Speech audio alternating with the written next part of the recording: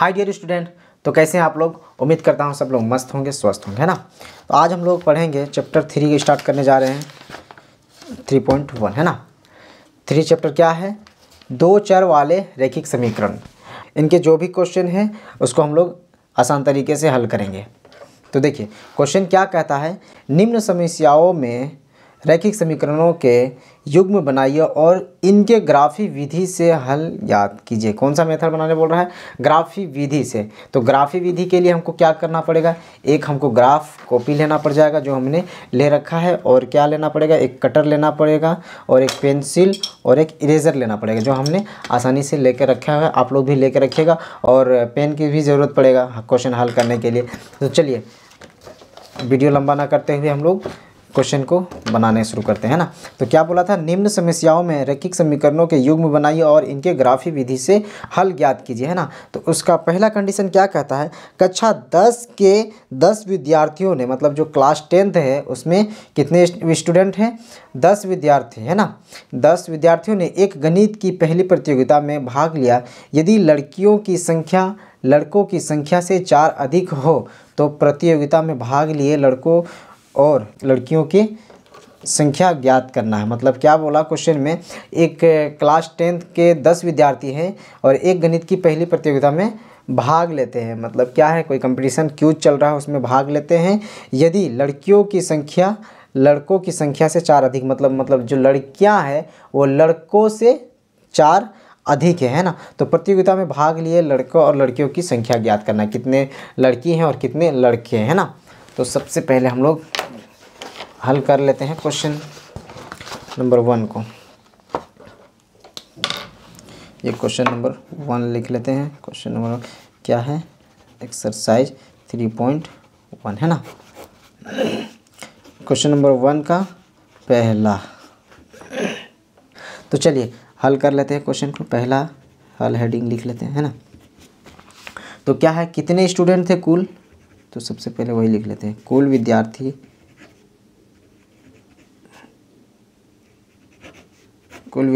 कितने हैं, तो 10 है ना। इसमें लड़का और लड़कियां मिला हुआ है।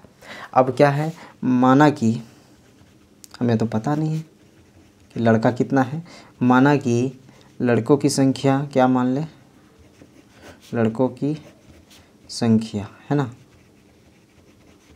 x मान लेते हैं बराबर x, और लड़कियों की संख्या ये भी हमें मालूम नहीं है, तो लड़कियों की संख्या बराबर इसको क्या मान ले, y मान लेते हैं, है ना। अब पहला शर्त क्या बोला था उसको पढ़ लेते हैं। शर्त 1, है ना। शर्त 1 क्या बोला था, देख लेते हैं एक बार फिर से। शर्त 1 क्या बोला, कक्षा 10 के विद्यार्थियों ने एक गणित की पहली प्रतियोगिता में भाग लिया, है ना। पहला कंडीशन क्या बोला था, क्लास 10th में लड़के और लड़कियां दोनों भाग लेते हैं। तो क्या हो गया, x लड़का हो गया प्लस y लड़कियां हो गया, और इन लोगों को मिलाकर कितना हो जाता है, 10। तो ये हम लोग समीकरण 1 मान लेते हैं, है ना। अब हम लोग शर्त 2 में चलते हैं। शर्त 2 क्या कहता है उसको देख लेते हैं।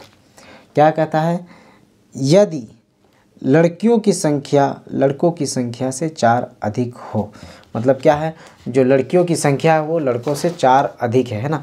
तो लड़कियों की संख्या जो है क्या, लड़कों क्या है, एक से 4 अधिक है ना।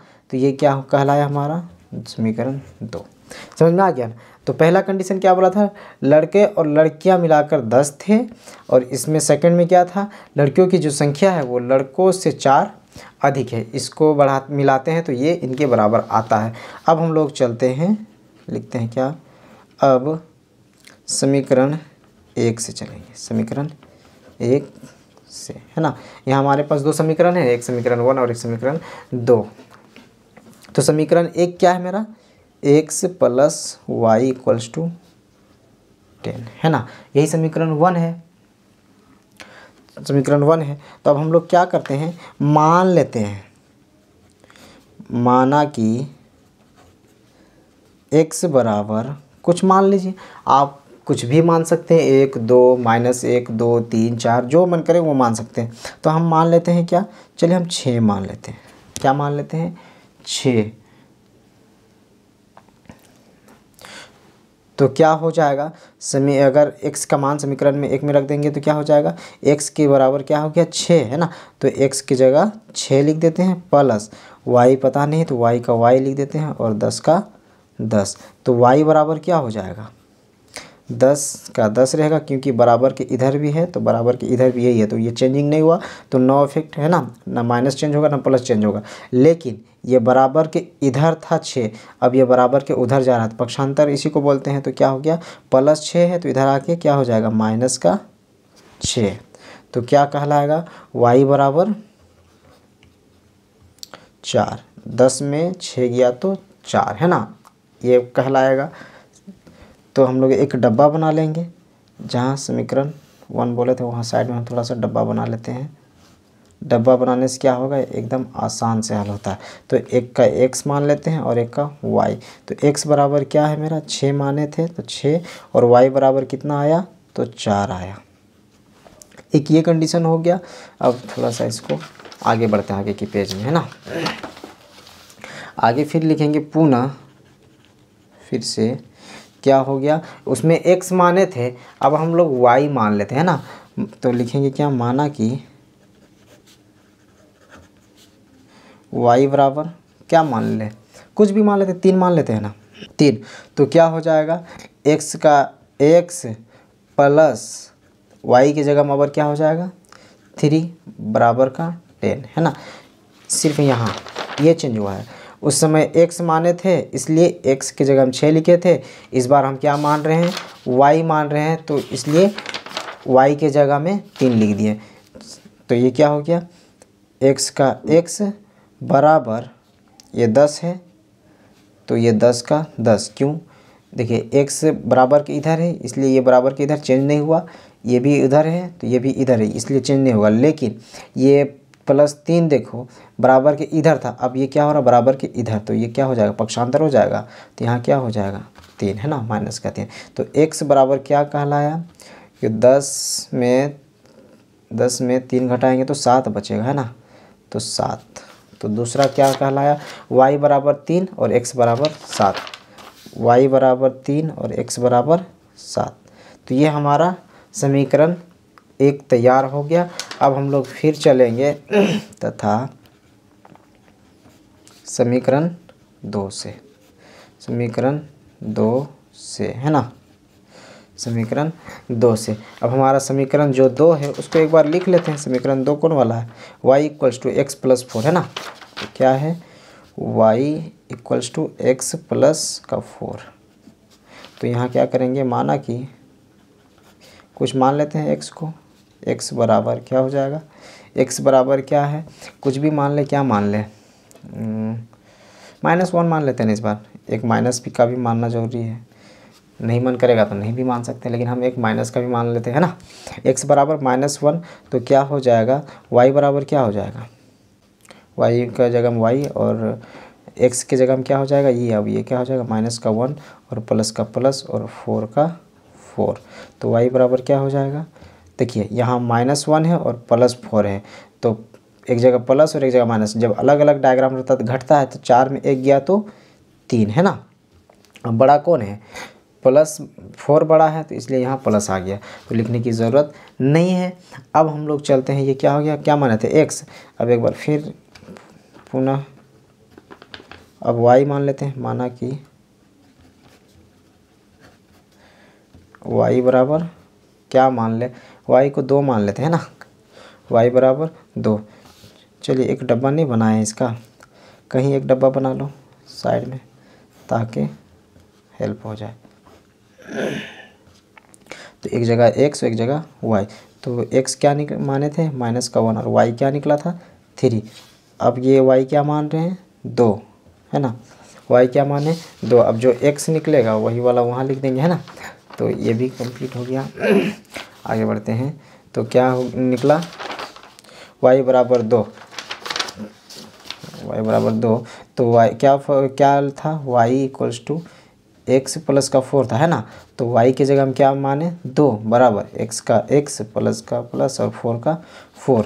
तो क्या करते हैं 2 का 2 और प्लस का 4 है, इधर का लाते हैं तो माइनस का 4 हो जाएगा और बराबर का बराबर और एक्स का एक्स। देखिए एक्स चेंज नहीं हुआ क्योंकि बराबर के इधर है, तो ये भी बराबर के इधर, लेकिन ये 4 था बराबर के उधर और इधर हो गया बर, है ना। जब डायग्राम अलग अलग रहता है तो घटता है, तो 4 में 2 घटेगा तो 2। डायग्राम कौन लगे, किसका लग जाएगा, बड़ा का, ये बड़ा है तो -2 बराबर एक्स।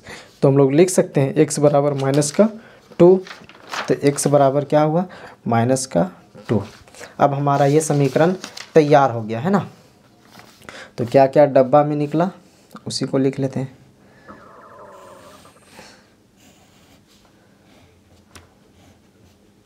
यहीं लिख लेते हैं, कितना पलटाएंगे, है ना। ये एक्स वाई और कितना कितना आया था, ये समीकरण 2 वाला है, समीकरण 2 6 4 7 3, है ना। 6 4 7 और 3, ये समीकरण 1 है, ये समीकरण 1। अब समीकरण 2 क्या था उसको भी लिखिए लेते हैं।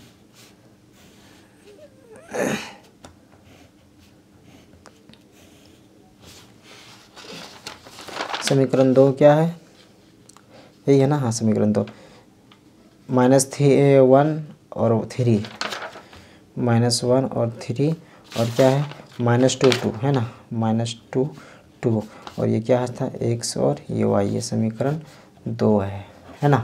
समीकरण 1 और समीकरण 2 लिख लिए। अब हम लोग ग्राफ बना लेंगे। चलो ये माना कि ग्राफ, पेंसिल यूज करना नहीं तो नंबर कटते हैं। चलिए यहाँ से हम एक ग्राफ, पहले एक बड़ा सा ग्राफ ले लेते हैं।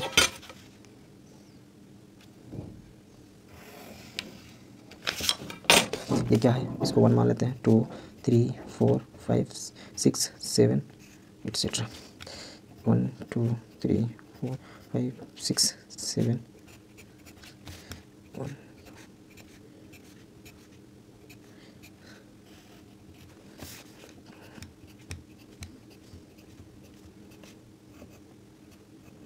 इधर वाला क्या आता है, प्लस का हिस्सा रहता है, 1 2 3 4 5 6 7, है ना। और ये इधर वाला माइनस का, -1 -2 -3 -4 -5 -6 -7, है ना। और इधर वाला क्या हो जाता है माइनस वाला, -1 -2 -3 -4 -5 -6 -7 अच्छा।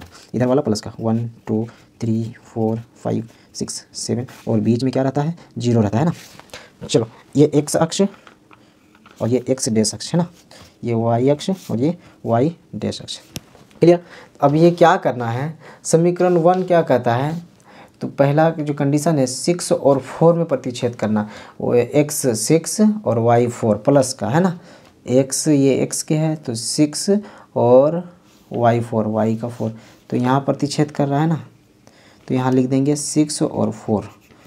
पहले एक्स को लिखना है फिर वाई वाला लिखना है, ये हो गया। दूसरा कंडीशन क्या कहता है 7 और 3, तो 7 ये हो गया और 3 कहाँ हो गया, यहाँ तक, है ना। 7 और 3 ये यहाँ प्रतिच्छेद करेगा क्योंकि 7 एक्स गया और वाई 3। तो ये जो रेखा है उसको हम लोग क्या करेंगे, प्रतिच्छेद ऐसे कर देना है, खींच देना है इसको मिलाकर, है ना। इसको मिला दिए तो क्या था 7 और 3, है ना। ये हो गया पहला कंडीशन और इसको लिख देना है समीकरण 1। समीकरण 1 लिख सकते हैं या फिर जो समीकरण का नाम था उसको भी लिख सकते हैं। जैसे समीकरण 1 क्या था, ये x + y = 10, ये भी आप चाहें तो लिख सकते हैं ना। चलिए अब हम लोग चलते हैं समीकरण 2 में। समीकरण 2 क्या कहता है -1 और 3, -1 x है, x किधर है, ये -1 और 3 प्लस का 3, है ना, प्लस y3 -1 और y3, यही ना आएगा -1 और y3। यहाँ क्या कहलाएगा -1 और 3, पहला कंडीशन ये हो गया। अब दूसरा कंडीशन क्या कहता है -2 और 2, -2x और y2 प्लस का यहाँ आ जाएगा, है ना। ये आ गया, ये क्या कहलाया -2 और y का 2। अब इसको और इसको रेखा को मिला दो। अब मिलाने में ध्यान देना, क्या करना है, मिलाने में इसको मिलाना है, इसको और इसको मिलाना है। अब ये क्या कहलाया, ये कौन सा रेखा है, तो ये समीकरण 2, ये समीकरण 2। अब ये जो प्रतिच्छेद हुआ ना, यही आंसर हमारा कहलाएगा। यहाँ प्रतिच्छेद जो हो रहा है वही आंसर है। तो क्या हुआ, ये x है, x 3 और y 7, x 3 और y 7, तो क्या है x 3 और y 7, यही हमारा आंसर निकला है ना। जो प्रतिच्छेद किया ना वही हमारा आंसर है। तो हम लोग लिख देंगे, अतः लड़कों की संख्या, क्या माने थे, x, तो x बराबर क्या निकला, x फर्स्ट वाला होता है 3 और लड़कियों की संख्या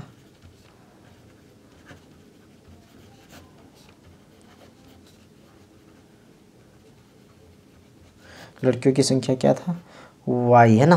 तो y बराबर क्या हो जाएगा, y बराबर 7। अब यहाँ कह सकते हैं ना कि लड़कों की संख्या कितना था 3, तो इसमें 4 जोड़ देंगे क्योंकि लड़कियाँ इनसे 4 अधिक था, तो इस पर 4 जोड़ देंगे तो आ जाएगा 7। तो मतलब ये हमारा आंसर राइट है ना। चलिए अब हम लोग नेक्स्ट ऑप्शन पे चलते हैं, उसका एडिंग कर लेते हैं। क्या था, ऑप्शन नंबर 2 है ना। ऑप्शन नंबर 2 क्या कहता है उसको एक बार रीड कर लीजिए। क्या कहता है, 5 पेंसिल तथा 7 कलमों का कुल मूल्य 50 रुपये है, जबकि 7 पेंसिल तथा 5 कलमों का कुल मूल्य 46 रुपये है। एक पेंसिल का मूल्य तथा एक कलम का मूल्य ज्ञात कीजिए। समझ में आ गया, मतलब 5 पेंसिल और 7 कलम मिलाते हैं तो कितना रुपया उसमें उनका दाम है, 50 रुपये, जबकि 7 पेंसिल तथा 5 कलमों का कुल मूल्य कितना है, 46 रुपये। इसको भी सेम प्रोसेस उसी तरह से बना लेंगे, है ना। तो चलते हैं हम लोग हल की ओर। तो सबसे पहले लिखेंगे हल। अब क्या है, माना कि पता नहीं ना क्या है, तो लिखेंगे एक पेंसिल था ना, तथा एक पेंसिल का मूल्य पता है नहीं, तो हम लोग क्या मान लेते हैं, 100 रुपया मान लेते हैं ना। जब मालूम नहीं है तो एक का कितना है, 2 का कितना है, तो फिर एक क्या करते हैं, एक कलम का भी लिख लेते हैं। एक कलम का मूल्य इसको क्या मान ले, y रुपया मान लेते हैं ना। इसको 100 रुपया माने तो इसको y रुपया मान लेते हैं। अब शर्त के हिसाब से चलते हैं। शर्त 1 क्या कहा था, शर्त 1 क्या कहता है कि 5 पेंसिल तथा 7 कलमों का मूल्य 50 रुपये है ना। 5 कलम क्या है, 5 कलम क्या है, x प्लस कलम क्या है, y है ना। तो कितने कलम है, 7 कलम है, तो 7y। इन लोग को मिलाकर कितना रुपया देना पड़ता है, 50 रुपये। इसको समीकरण 1 मान लेते हैं। अब शर्त 2 में चलते हैं। शर्त 2 क्या कहता है, जबकि 7 पेंसिल तथा 5 कलमों का कुल मूल्य 46 रुपये। कितने हैं, 7 पेंसिल है अब और 5 कलम है ना। 7 पेंसिल क्या है, x प्लस, और कलम क्या है, 5 कलम है, कलम क्या माने y, 5 कलम, इसको मिलाकर कितना होता है, 46 रुपये। ये समीकरण 2 हो गया है ना। अब हम लोग समीकरण 1 और समीकरण 2 से चलते हैं। जैसे उसको किए हैं उसी तरह से ये भी करते हैं। समीकरण 1 से चलते हैं। समीकरण 1 क्या है, 5x + 7y = 50 है ना। तो उसको एक बार लिख लीजिए ना, 5x + 7y = 50। ये समीकरण मेरा 1 है। अब इसमें हम क्या करते हैं, मान लेते हैं कुछ। माना कि x बराबर x माना कि कुछ मान लो, क्या मान लें, वैसी संख्या लेना जो काटने में आसानी हो। जैसे 3 ले लेते हैं ना, 3 ले लेते हैं तो क्या हो जाएगा, 5 का 5 गुने x बराबर क्या है 3, तो 3, फिर प्लस का प्लस और 7 का 7 और y का y बराबर का 50। ये हो गया 5 दिया 15 प्लस 7 y बराबर का 50। फिर ये क्या है, इसको क्या करते हैं, 15 को पक्षांतर कर देते हैं ना। सबसे अच्छा 7 y बराबर 50 का 50 और ये प्लस का 15 इधर जाके माइनस का 15 हो जाएगा। तो 7 y बराबर कितना हो जाएगा, 50 में 15 जाएगा तो 35 और y बराबर कितना हो जाएगा 35 का 35 और ये बट्टा अचर और चर था तो जब ये आता है इधर तो क्या हो जाता है, बट्टे में चला जाता है। तो ये क्या हो जाता है बट्टा 7। अब इसको और इसको काट सकते हैं, 7 पंचे 35, तो y बराबर क्या आया 5, x बराबर 3 y बराबर 5। समीकरण 1। यहाँ भी डब्बा बना ले, चलो बना लेते हैं, आसान लगेगा हल करने।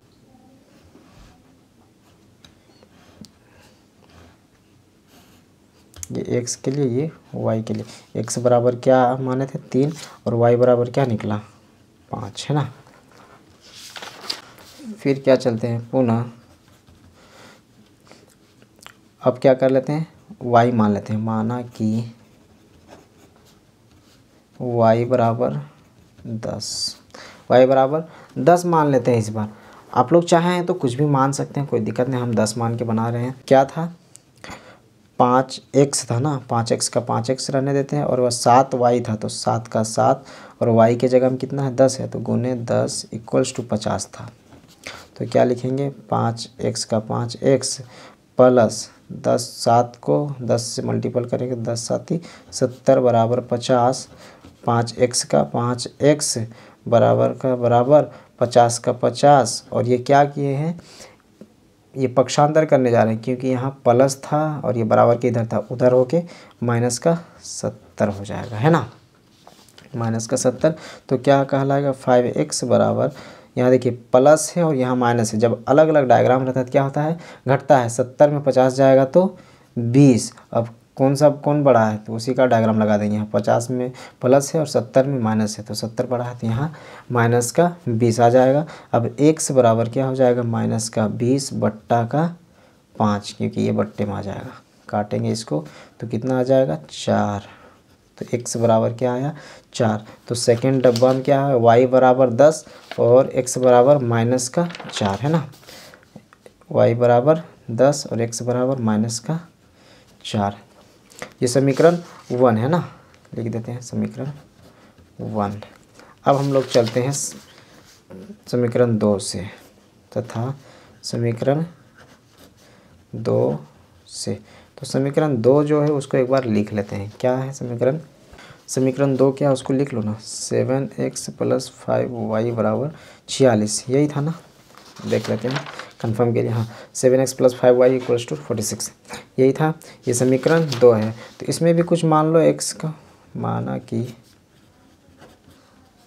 x बराबर क्या मान ले, क्या है 46 है, 3 मान लेते हैं ना, देखते हैं कटना तो चाहिए। क्या हो जाएगा x बराबर 3, 7 का 7 गुने x बराबर क्या है 3 माने हैं ना, 3 प्लस 15 5 y बराबर 46। तो क्या हो जाएगा 3 7 21 प्लस 5 y बराबर 46, है ना। क्या करने जा रहे हैं, इसको पक्षांतर करने जा रहे हैं। 5y का 5y ये रहने देंगे, 5y का 5y बराबर 46 का 46 रहेगा और ये पक्षांतर करेंगे, प्लस था इधर आके माइनस 46 माइनस 21, है ना, 46 माइनस 21। तो क्या हो जाएगा 5y का 5y बराबर 46 में 21 घटाएंगे, क्यों, क्योंकि यहाँ प्लस है और यहाँ माइनस है, अलग अलग डायग्राम में घटता है। तो 46 में 21 को घटाएंगे तो कितना आएगा 25। तो क्या हो जाएगा y बराबर 25 का 25 और बट्टा में ये 5 आ जाएगा, काटेंगे तो 5 निकलेगा। तो मतलब y बराबर कितना निकला 5। तो x क्या माने 3, तो ये समीकरण 2 है। चलो यही डब्बा बना लेते हैं सबसे अच्छा। कितना पलट रहेंगे, ये एक्स और एक वाई, तो वाई क्या निकला 5 और एक्स क्या माने थे, एक्स बराबर 3 है ना 3। फिर चलते हैं पुनः, अब क्या मान लेते हैं वाई मान ले, चलिए मान लेते हैं वाई। माना कि वाई बराबर, वाई क्या मान ले, कुछ भी मान लेते हैं, एक माइनस का मान लेते हैं, -2 मान लेते हैं ना। समीकरण 2 क्या था 7x, तो x की जगह में x ही रहेगा क्योंकि y मान रहे हैं ना। 7x + 5 गुने y क्या मान रहे हैं -2, तो क्या हो जाएगा -2 = 46। तो क्या हो जाएगा 7x का 7x प्लस, अच्छा यहाँ प्लस नहीं होगा क्योंकि 5 दूना 10 और यहाँ प्लस माइनस को गुना करेंगे तो माइनस हो जाएगा, 5 दूना 10 बराबर 46 है ना। 7x का 7x और इसको पक्षांतर कर लेते हैं ना, बराबर 46 का 46 और ये माइनस था इधर आके प्लस का 10, तो 7x बराबर कितना हो जाएगा 46 में 10 जोड़ेंगे तो 56 और x बराबर 56/7। इसको काटेंगे तो 7 या 8 56, तो x क्या निकला 8 और y क्या माने हैं -2। हो गया ये मेरा ऑप्शन कंप्लीट। समीकरण 2 इसको मान लेते हैं, समीकरण 2 है ना। अब हम लोग चलेंगे ग्राफ की ओर, चलिए ग्राफ बना लेते हैं।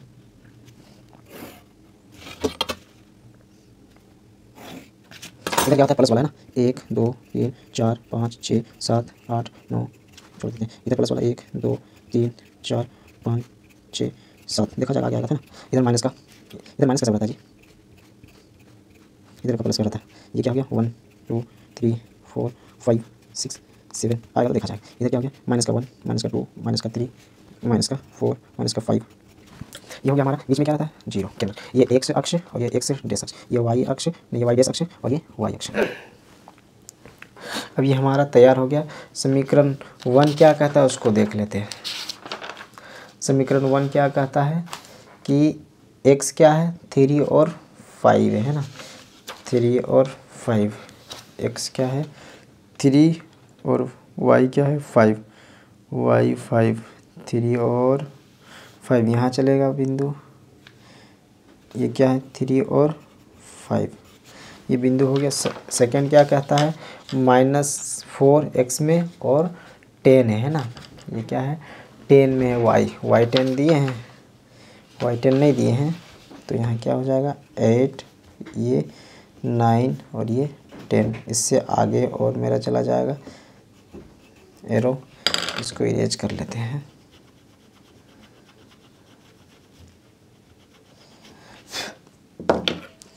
चलो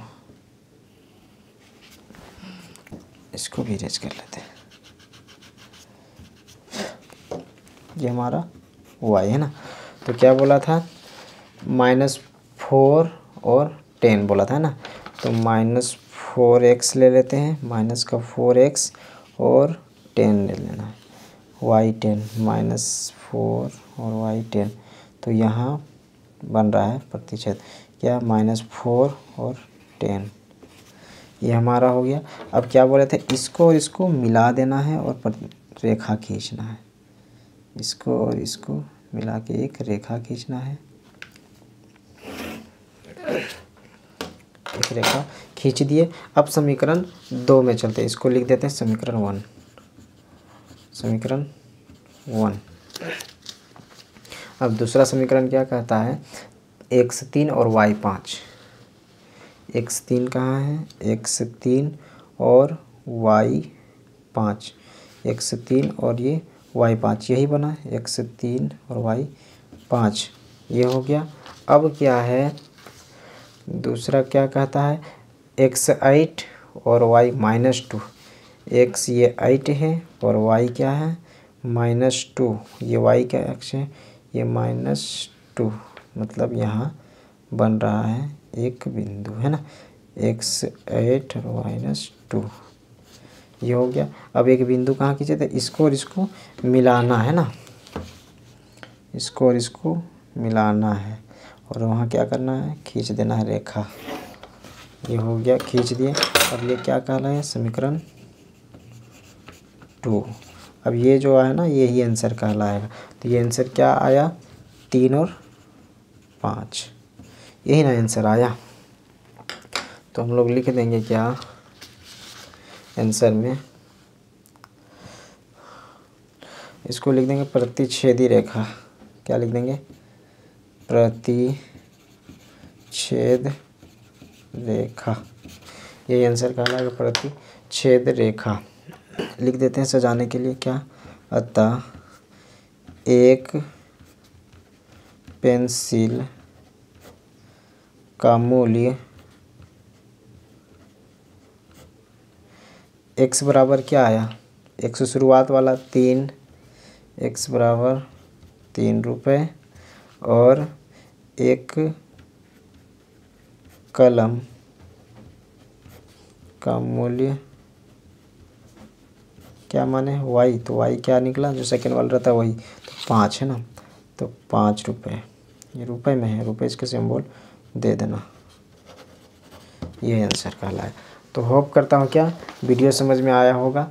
जिस जगह समझ में नहीं आया होगा उस जगह फिर से आप एक बार वीडियोज़ को देख लें, और फिर भी समझ में नहीं आता आप हमें कमेंट्स कर सकते हैं।